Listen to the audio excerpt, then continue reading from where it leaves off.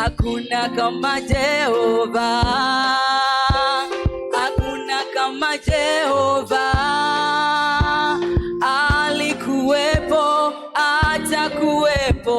Hakuna kama Jehova, tena hakuna kama Jehova. Hakuna kama Jehova.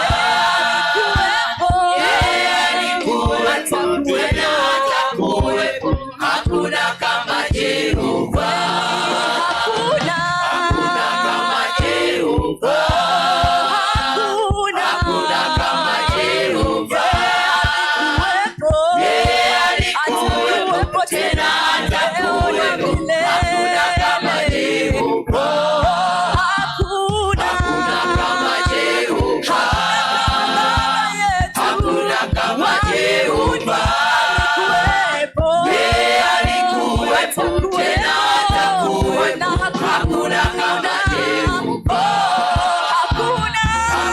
kama Jehova. Hakuna kama Jehova.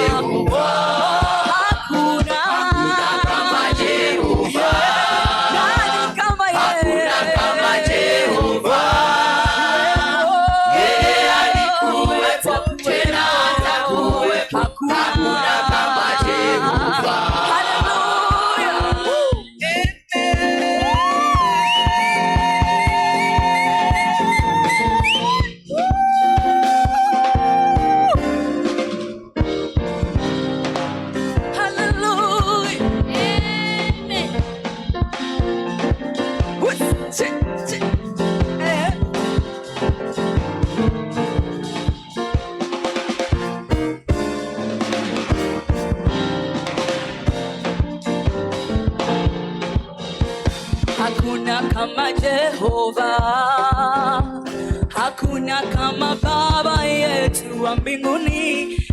Alikuwepo, atakuwepo. Hakuna kama Jehova, hakuna kama Jehova, hakuna kama Jehova. Anaweza, anaweza.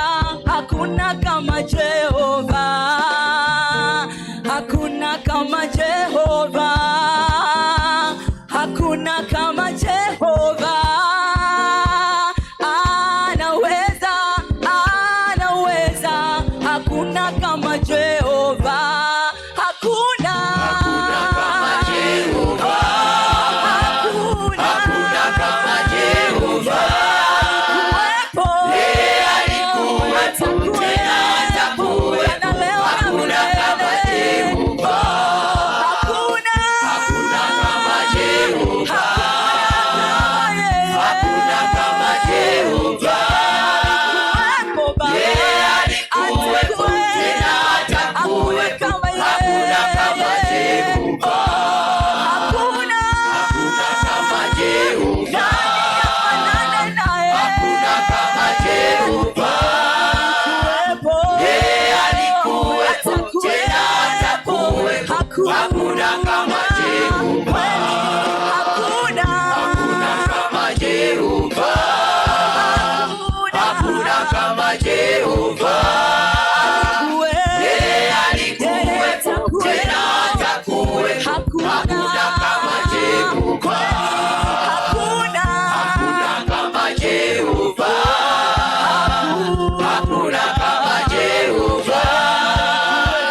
Yeye alikuwepo tena atakuwepo. Hakuna kama Jehova.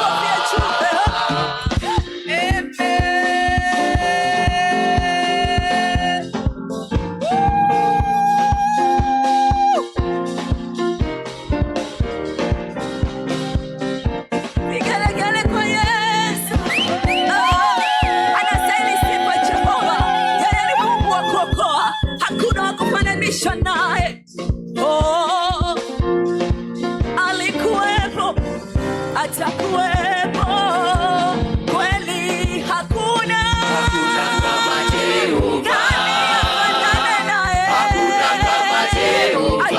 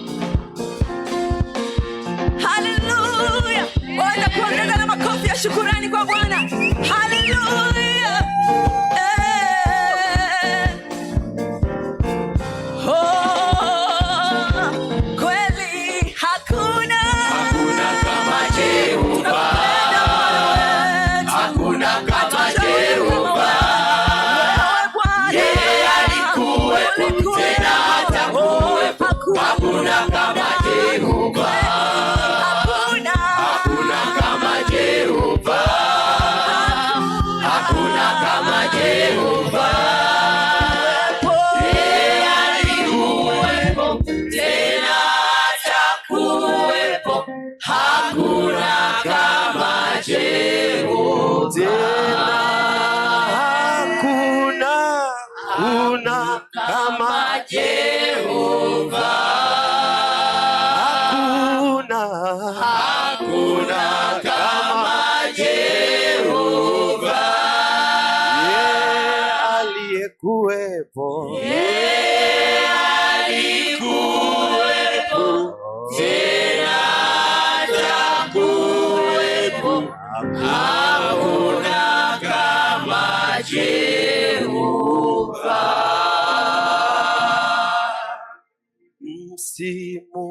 Msimuliwe sifa zake, hana mwenzake, ponya pekee, afurahisha moyo kweli. Yeye ni Yesu, tumtukuze.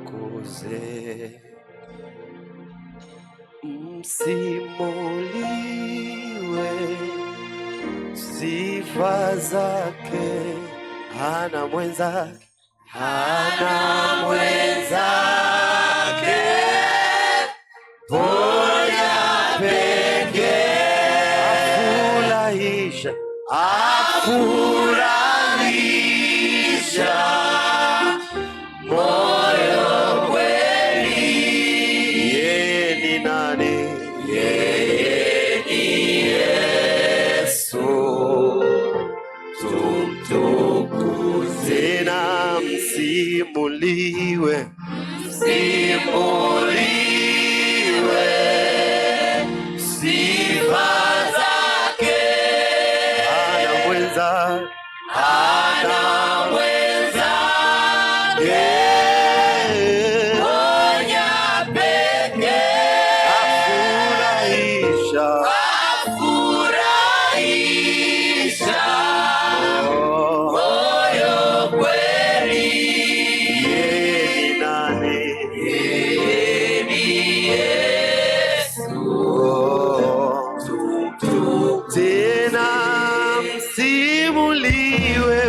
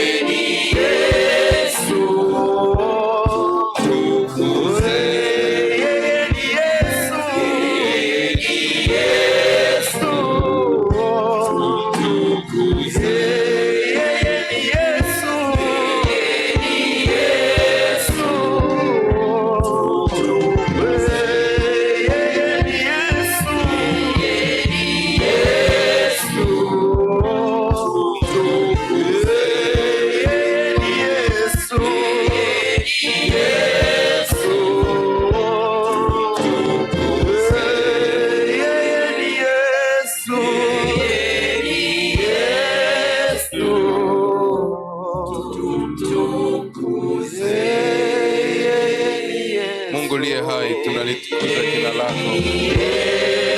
tunalisafisha jina lako. Wewe ni mwema, ni mwaminifu. Asante kwa ajili ya ukuu wako, na asante, tunakushukuru maana tumeendelea kuona uaminifu wako, tumeendelea kuona wema wako, tumeendelea kuona fadhili zako. Na ndiyo maana mioyo yetu iko mahali hapa kwa ajili ya kukutukuza wewe na kukuabudu wewe.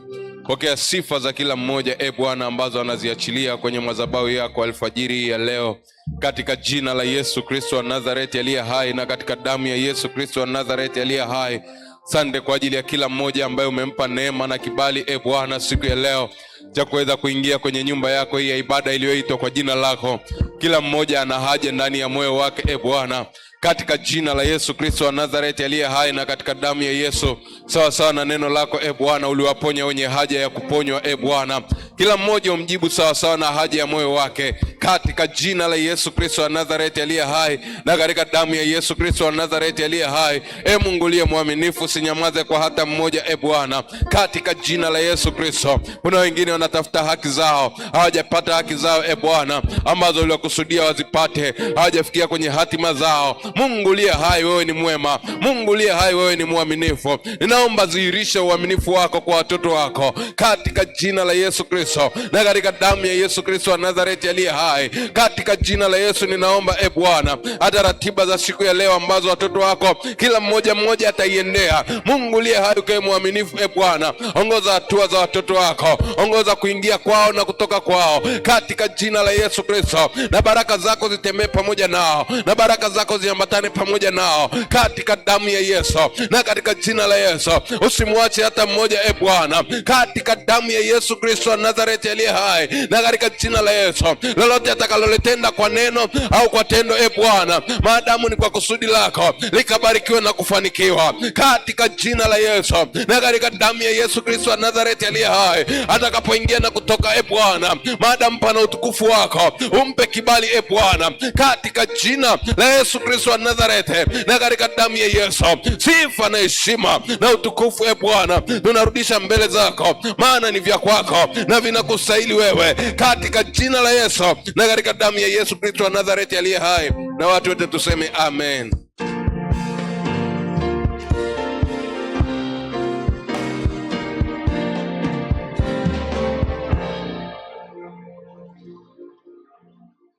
Bwana Yesu asifiwe.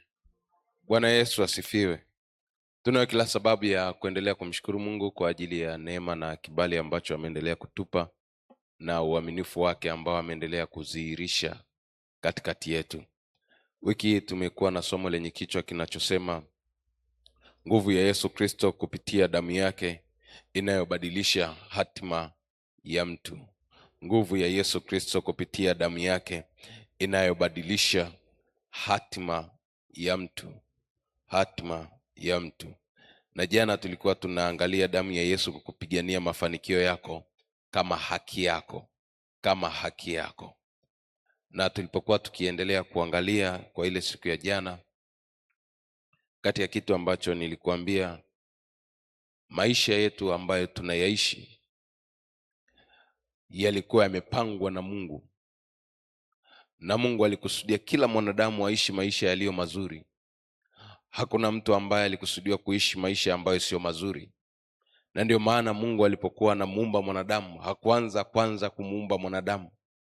Mwanadamu aliumbwa siku ya mwisho kwenye uumbaji, ila aliandaa mazingira mazuri ya mwanadamu ya kuishi.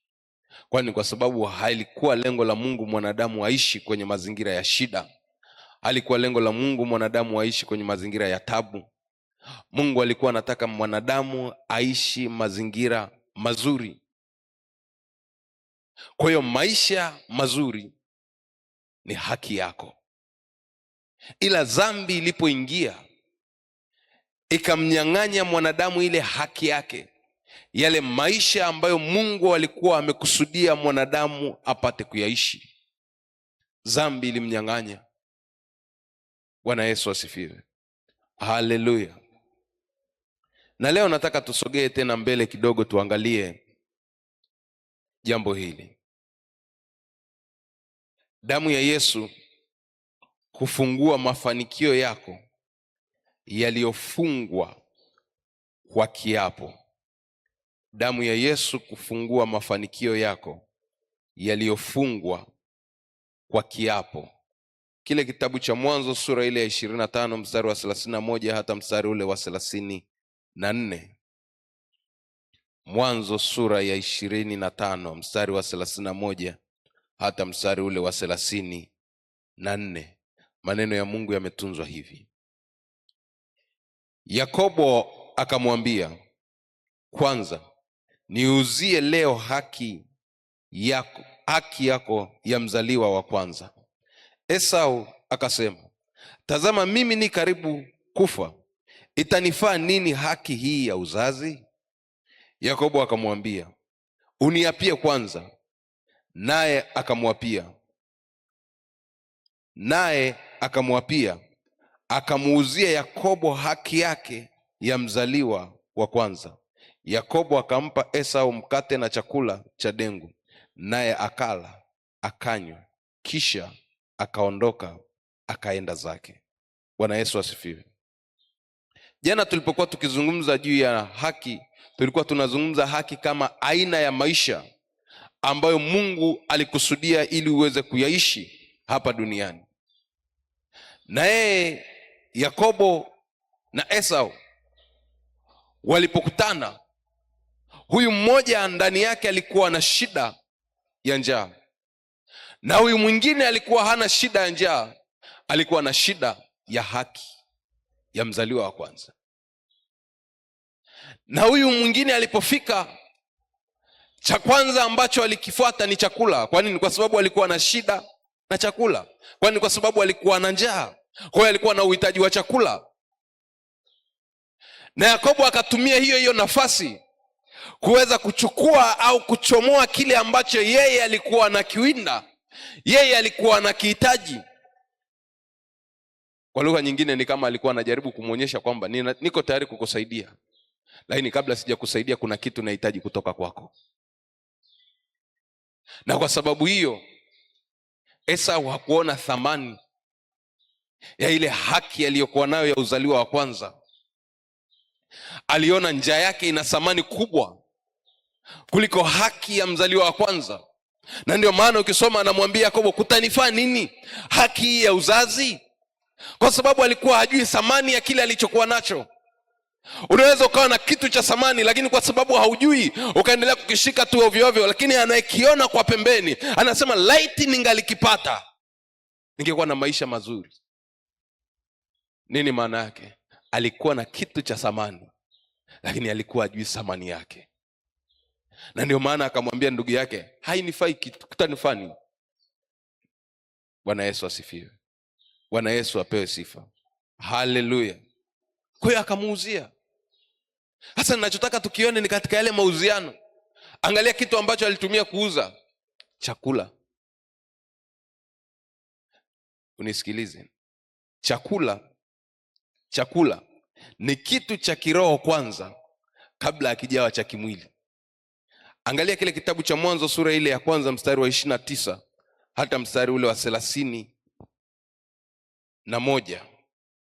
Mwanzo sura ya kwanza mstari wa 29 hata mstari ule wa 31.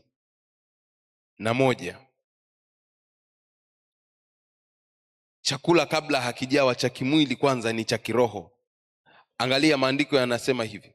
Mungu akasema, tazama nimewapa kila mche utoao mbegu ulio juu ya uso wa nchi yote pia, na kila mti ambao matunda yake yana mbegu, vitakuwa ndivyo chakula chenu.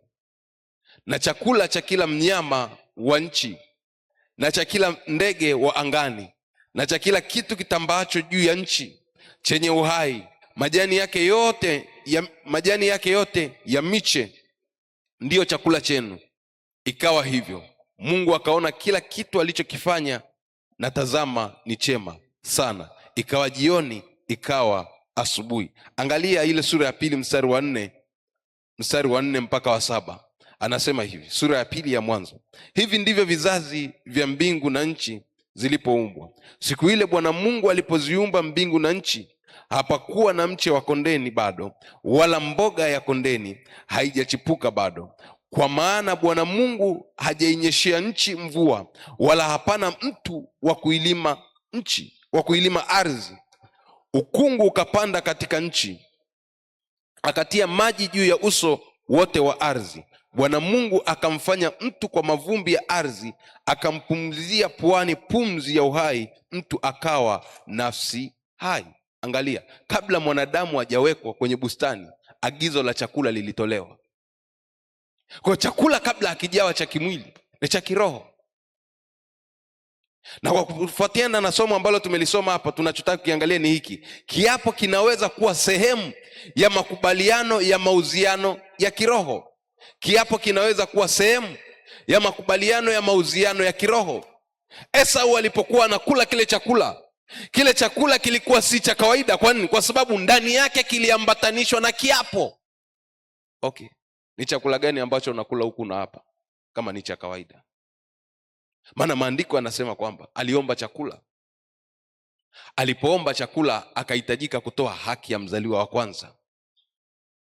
Alipokubali kutoa haki ya mzaliwa wa kwanza, akapewa chakula. Lakini kabla ya kula chakula, akaambiwa aape. Yakobo alimwambia niapie kwanza. Maana yake ni kwamba alipokuwa anakula kile chakula, alikuwa ameshamuapia Yakobo. Kilikuwa kimeambatana na kiapo. Kwa lugha nyingine, kile kiapo kilikuwa ni sehemu ya makubaliano ya mauziano. Walikuwa wanauziana nini? Haki ya uzaliwa wa kwanza. Na ile haki alipokuwa anaichukua, ikafungwa kwenye kiapo. Na ndio maana Yakobo akamwambia niapie kwanza. Bwana Yesu asifiwe. Bwana Yesu apewe sifa. Sasa ukisoma Biblia, haielezi juu ya yale maneno ambayo Esau alikuwa anazungumza kwenye kile kiapo. Lakini uwe na uhakika yale maneno, kuna maneno ambayo walikuwa wanayazungumza kwenye kile kiapo. Kwani kwa sababu pale alipokuwa na hapa, alikuwa na hapa kwamba ameuza ile haki ya mzaliwa wa kwanza, na amempa ya kwamba hata idai itakuwa ni haki yake, hata mnyang'anya itakuwa ni ya kwake, na akaapa. Sasa unisikilize, jambo la kwanza ni hili: kiapo katika ulimwengu wa roho kimebeba vitu vya kiroho. Kiapo katika ulimwengu wa roho kimebeba vitu vya kiroho. Kitu cha kwanza kilichobebwa ni hiki: kiapo kimebeba kifungo kinachoifunga nafsi ya mtu. Kiapo kimebeba kifungo kinachoifunga nafsi ya mtu. Mwanzo, kitabu cha Hesabu ile sura ya 30 mstari ule wa 2. Mwanzo, Hesabu sura ya 30 mstari ule wa 2. Anasema hivi: mtu atakapomwekea Bwana nadhiri au atakapoapa kiapo ili kuifunga nafsi yake kwa kifungo. Nataka uone hii sentence: au atakapoapa kiapo. Kwa lengo gani? Ili kuifunga nafsi yake kwa kifungo, asilitangue neno lake, atafanya sawasawa na hivyo na hayo yote yamtokayo kinywani mwake. Hatayafanya hayo yote yamtokayo kinywani mwake. Lakini angalia, lengo la kiapo ni kumfunga mtu nafsi yake. Kwa hiyo Yakobo alipokuwa anamwambia Esau ya kwamba niapie kwanza mimi, alikuwa anamfunga nafsi yake ili atii na akubali kile alichokubaliana, asije akamjeuka baadaye. Manake Yakobo alikuwa ni mjanja zaidi. Aligundua kwamba nikimpa tu chakula hivi hivi atakula, ataondoka, lakini kesho atakuja atanijeuka, kesho atakuja atanilalamikia, ataninyang'anya, na ili asininyang'anya ninamtumikisha chini yangu. Akamwambia niapie kwanza. Kwa hiyo kile kiapo alichokuwa na hapa, alikuwa anaifunga nafsi yake. Anaifunga kwa nani? Kwa Yakobo, ya kwamba atatii yale makubaliano yaliyofanyika. Na ndio maana nikasema hivi, kiapo kimebeba kifungo kinachoifunga nafsi ya mtu. Kwa hiyo Unapoapa maana yake nini? Unajifunga nafsi yako juu ya pale ambapo umeapia, juu ya yule unayemwapia, juu ya kile ulichokiapia. Angalia kile kitabu cha Ezekieli sura ile 21 mstari wa 21 hata wa 23. Ezekieli 21, kitabu cha Ezekieli 21. Ezekieli 21 mstari ule wa 21 hata mstari ule wa 23. Biblia inasema hivi: maana mfalme wa Babeli alisimama penye njia panda, penye kichwa cha njia hizo mbili, ili atumie uganga. Alitikisa mishale huku na huko, akaziuliza terafi, akayatazama maini katika mkono wake wa kuume. Alikuwa na kura ya Yerusalemu, kuviweka vyombo vya kubomolea, kufumbua kinywa katika machinjio, kuinua sauti kwa kupiga kelele sana, kuweka vyombo vya kubeba vya kubomolea juu ya malango, kufanya mabomoa na kujenga ngome. Jambo hili litakuwa kwao kama uganga wa ubatili mbele ya macho yao waliowaapia viapo, lakini ataufanya uovu ukumbukwe ili kwamba wakamatwe. Angalia, huyu ndugu yeye alienda kwenye njia panda, na alivyofika kwenye njia panda alikuwa akifanya uganga, na alipokuwa akifanya uganga kwenye njia panda, ndani yake kulikuwa kuna viapo. Nini? Kwa nini? Kwa sababu viapo vinawekwa ili kufunga nafsi ya mtu, ili kufunga nafsi ya mtu. Kwa nini waende kufanyia njia panda? Walienda njia panda ili kukamata maamuzi ya mtu, kwa sababu akikufunga njia panda, njia panda ni mahali ambapo kuna bana maamuzi yako. Hauwezi kuelewa, uende kulia au uende kushoto, uende mbele uende nyuma, umebaki njia panda, hauna maamuzi. Maana yake walifungwa kwenye njia panda, walifungwa maamuzi yao, walikuwa hawana maamuzi. Lakini angalia kilichotumika, kiapo kilihusishwa. Kwa nini? Kwa sababu kazi mojawapo ya kiapo ni kufunga nafsi ya mtu. Bwana Yesu asifiwe. Ndani ya kiapo kuna maneno yanayotumika kuifunga nafsi.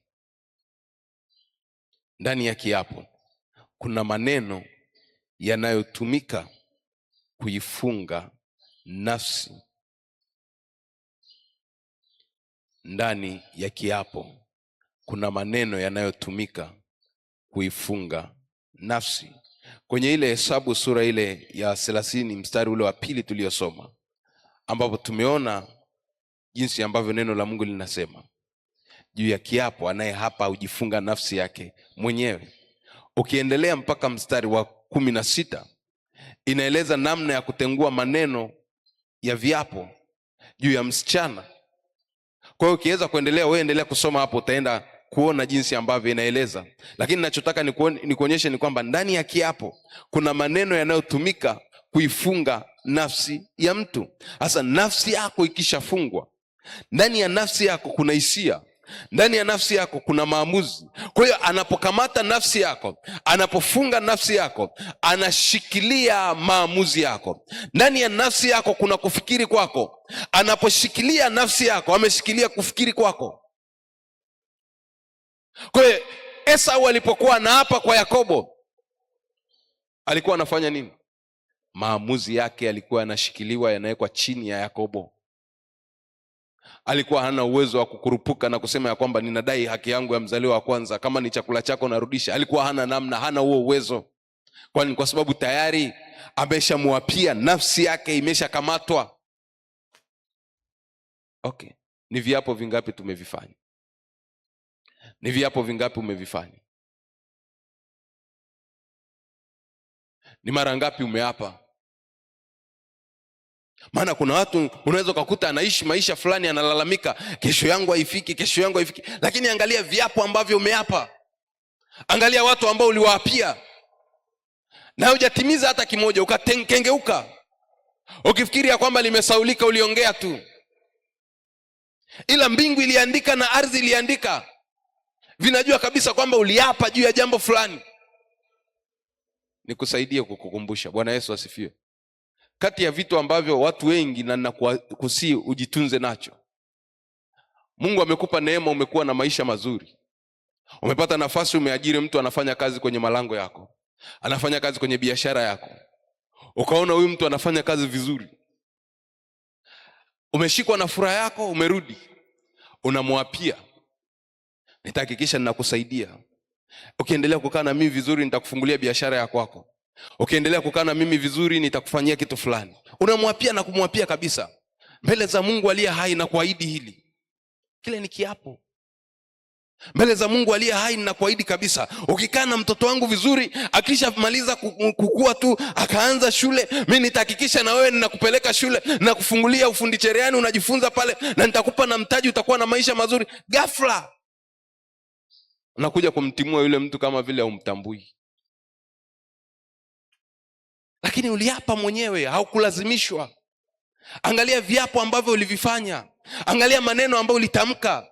Leo unalalamika ya kwamba watoto wangu hawaeleweki, unalalamika leo unapita kwenye shida. Kumbe kuna watu ambao uliwaapia, tena uliwaapia kwa Mungu. Matokeo yake walipoondoka kwenye malango yako, wameondoka na maumivu, wameondoka na machungu, wameondoka na machozi, kwa sababu tu uligeuka na kukengeuka na kuona ya kwamba hawafai tena. Kwa nini? Kwa sababu shida uliyokuwa nayo imeshakwisha.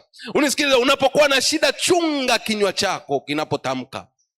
Kwani kwa sababu kilichomkosti Esau ni shida ya njaa aliyokuwa nayo. Njaa aliyokuwa nayo ndio ilimpa shida, na kwa sababu hiyo hakuona sababu hata ya kufikiri mara mbili. Akaapa ya kwamba mimi hii haki si hainifai, nimekupa, nimekuachia wewe, na mimi narudi kwako. Ni vitu gani ambavyo uliwaapia watu? Ni vitu gani ambavyo uliwaapia?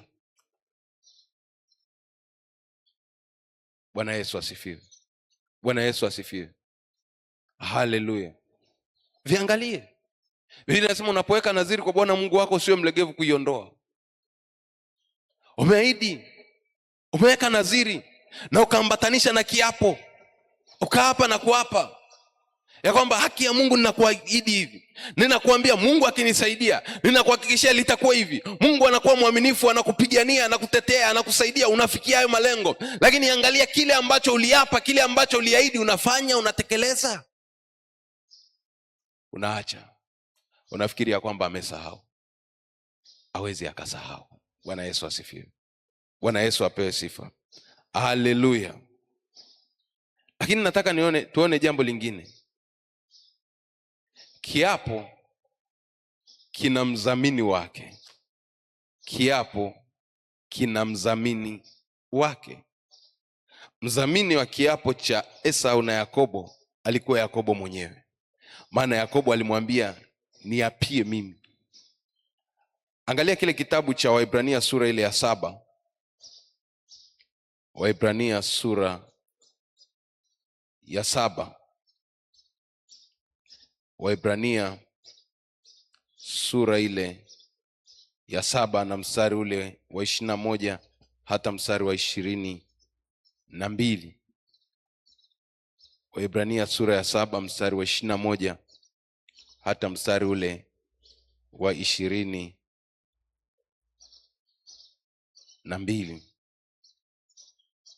Biblia inasema hivi: maana wale walifanywa makuhani pasipo kiapo, bali yeye pamoja na kiapo kwa yeye aliyemwambia.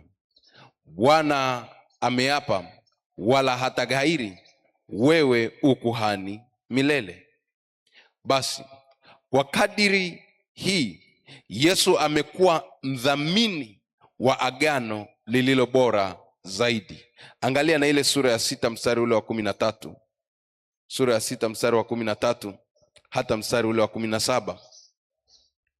Maandiko yanasema hivi: kwa maana Mungu alipompa Ibrahim ahadi, kwa sababu alikuwa hana mkubwa kuliko yeye mwenyewe wa kumwapa, aliapa kwa nafsi yake, Nataka uone hii sentence. Aliapa kwa nafsi yake. Manake Mungu alikuwa hana mkubwa zaidi yake.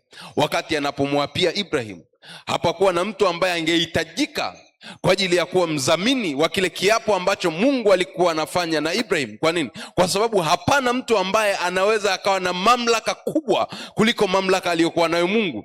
Na kwa sababu hiyo Mungu anasema hivi, akajiapia mwenyewe. Kwa nini? Kwa sababu hapakuwa na mkubwa zaidi yake. Akasema hivi, hakika yangu kukubariki nitakubariki, na kukuongeza nitakuongeza. Na hivyo kwa uvumilivu akaipata ile ahadi. Na hivyo kwa uvumilivu akaipata ile ahadi. Alafu anaendelea mstari wa 16, maana wanadamu huapa kwa yeye aliye mkuu kuliko wao, na kwa ukomo wa mashindano yote maneno ni kiapo kwa kuyathibitisha. Katika neno hilo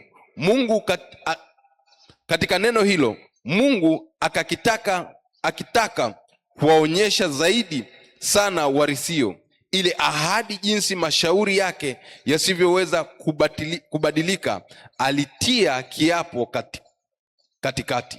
Bwana Yesu asifiwe. Wakati Mungu anambariki Ibrahim, angalia kitu ambacho Mungu alikifanya. Alimwapia Ibrahim. Lakini Mungu anasema hivi, kwa sababu Biblia inasema hivi, kwa sababu Mungu ni mkuu, hakuna ambaye anaweza akawa mkuu kuliko yeye. Kwa hiyo hakuhitaji mdhamini wa kudhamini, hakuhitaji mdhamini wa kuwepo. Kwa nini? Kwa sababu yeye ni mkuu, na kwa sababu hiyo akaapa mwenyewe. Bwana Yesu asifiwe. Nachotaka ukione nini? Kiapo kina mdhamini wake. Isipokuwa kwa Mungu tu hakuhitaji mdhamini. Kwa nini? Kwa sababu hakuna mkuu zaidi yake. Haleluya, haleluya. Kwa kwenye kiapo Yakobo, yeye alichokifanya, Yakobo na Esau, kila mtu alijidhamini mwenyewe. Lakini Yakobo yeye alienda mbali zaidi, akamwambia niapie kwangu mimi. Nataka uniapie. Maana yake anataka ajifunge nafsi yake kwake, ya kwamba amempa na amemuuzia hiyo haki, na hiyo haki si ya kwake. Bwana Yesu asifiwe. Hiyo haki si ya kwake. Na jambo la 4 ni hili hapa. Kiapo kina alama ya uaminifu. Kiapo kina alama ya uaminifu. Kiapo kina alama ya uaminifu.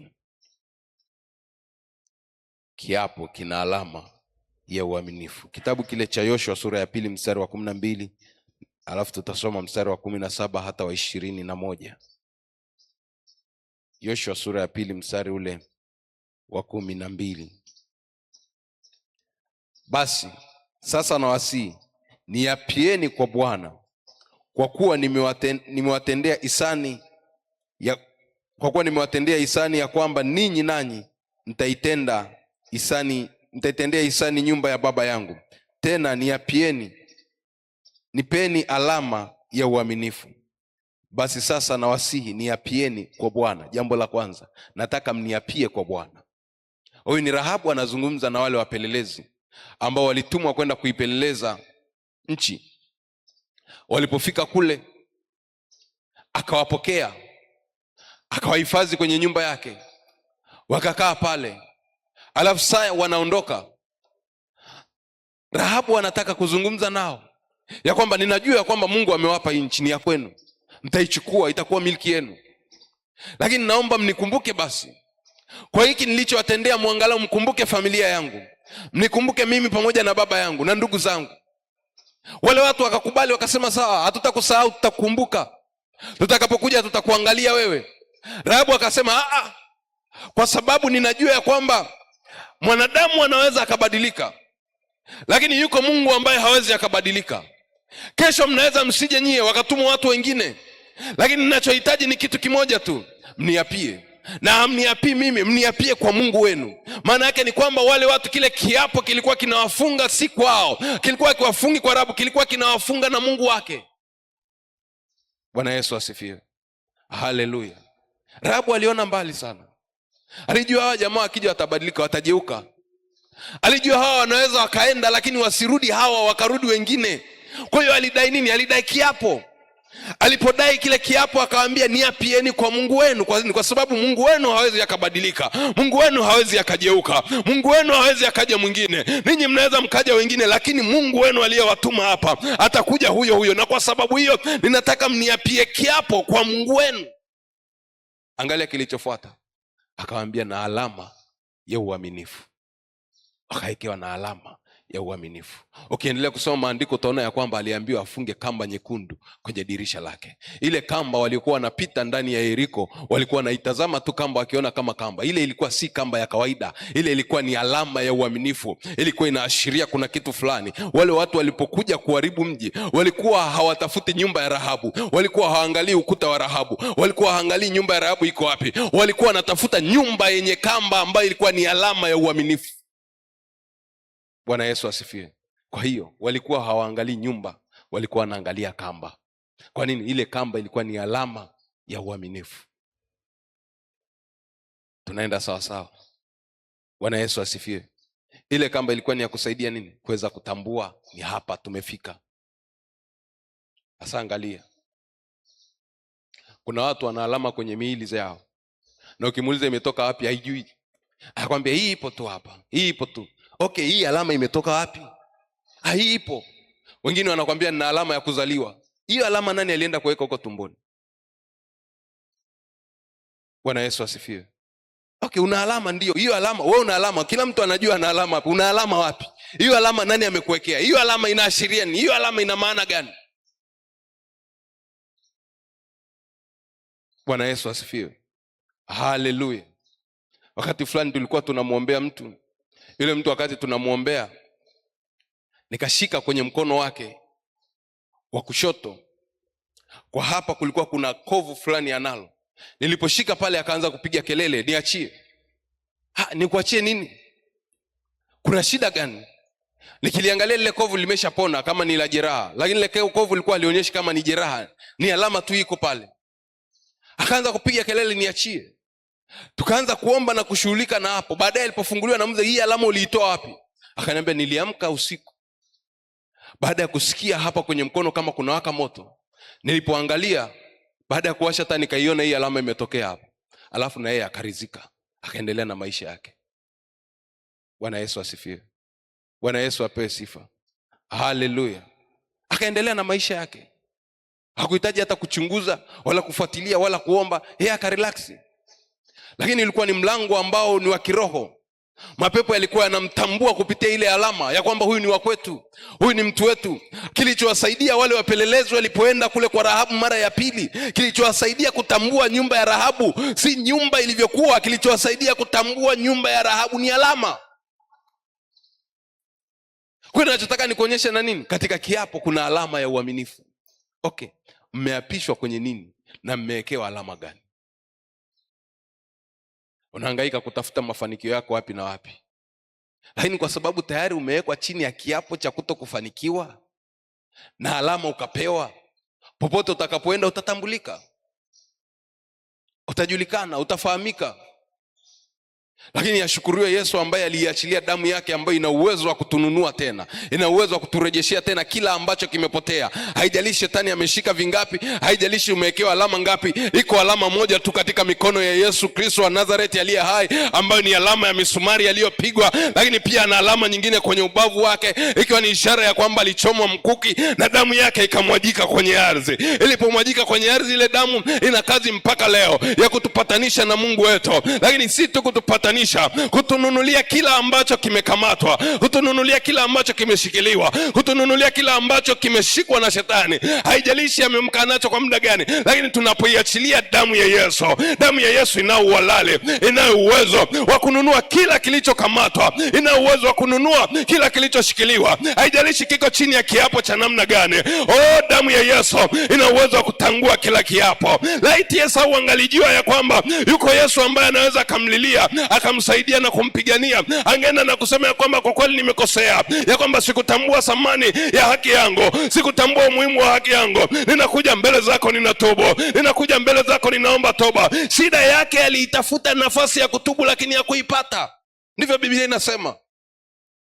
Aliitafuta sana nafasi ya kutubu kwa kulia, lakini hakupata. Maana yake nini? alitafuta kutubu akilia, lakini hakutubu. Bwana Yesu asifiwe. Haleluya, haleluya. Nataka tukamshukuru Mungu. Kesho tutapata nafasi ya kuomba. Haitaishia tu hapo kwamba tumejifunza tusiombe. Tutapata nafasi kesho ya kuomba juu ya vile vyote ambavyo tumejifunza ndani ya siku hizi 4 ambazo Mungu ametupa. Bwana Yesu asifiwe. Bwana Yesu asifiwe. Funika macho yako, tumshukuru Mungu. Mungu liye hai, tunalitukuza jina lako, tunalihimidi jina lako.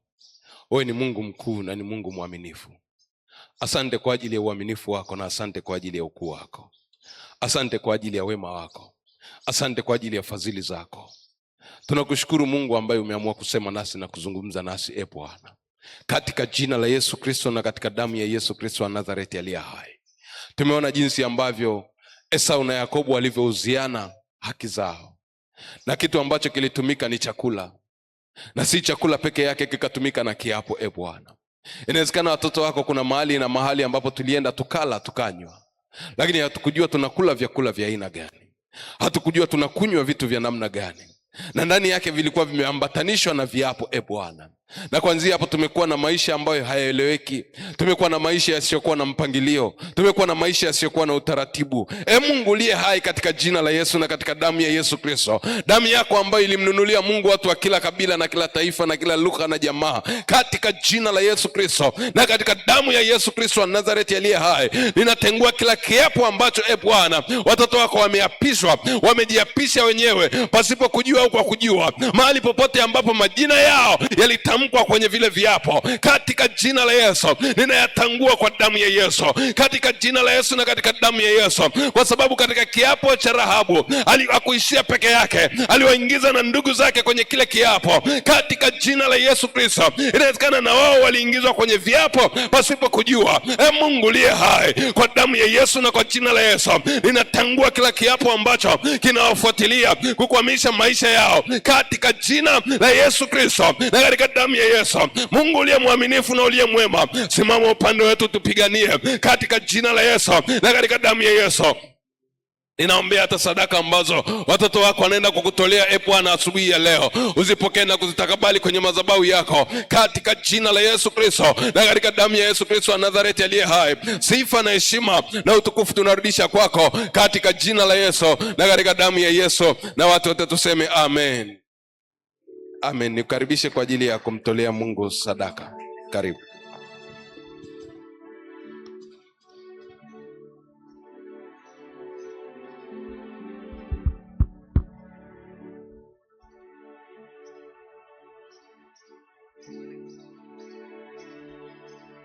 Unaweza, unaweza, unaweza, unaweza.